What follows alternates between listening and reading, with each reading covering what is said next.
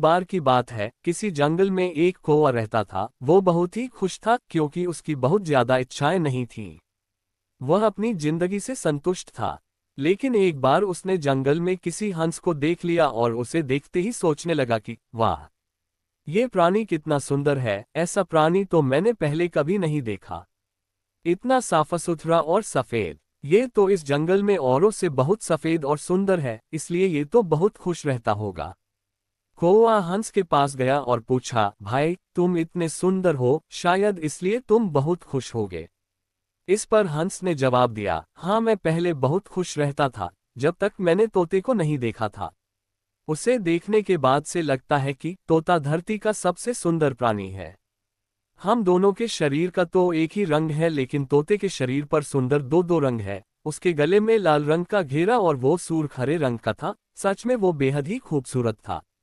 अब कौवे ने सोचा कि हंस तो तोते को सबसे सुंदर बता रहा है, तो फिर तोते को देखना होगा। कौवा तोते के पास गया और पूछा, भाई तुम दो दो रंग पाकर बड़े खुश होगे।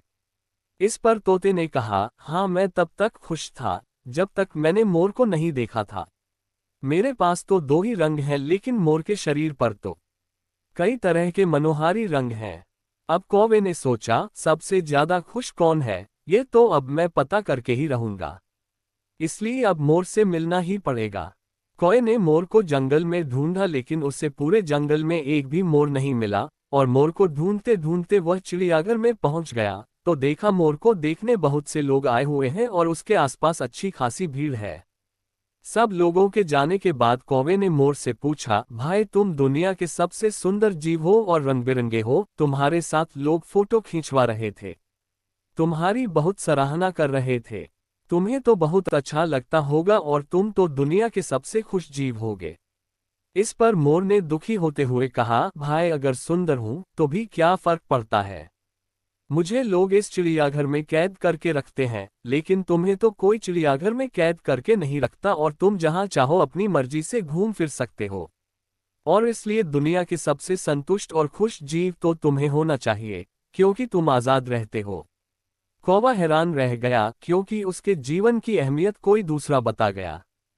कथा की सीख, देखिए ऐसा ही हम लोग भी करते हैं।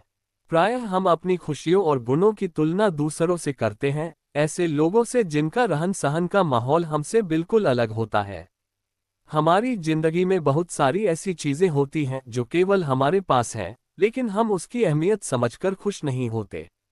लेकिन दूसरों की छोटी खुशी भी हमें बड़ी लगती है, जबकि हम अपनी बड़ी खुशियों को अनदेखा कर देते हैं।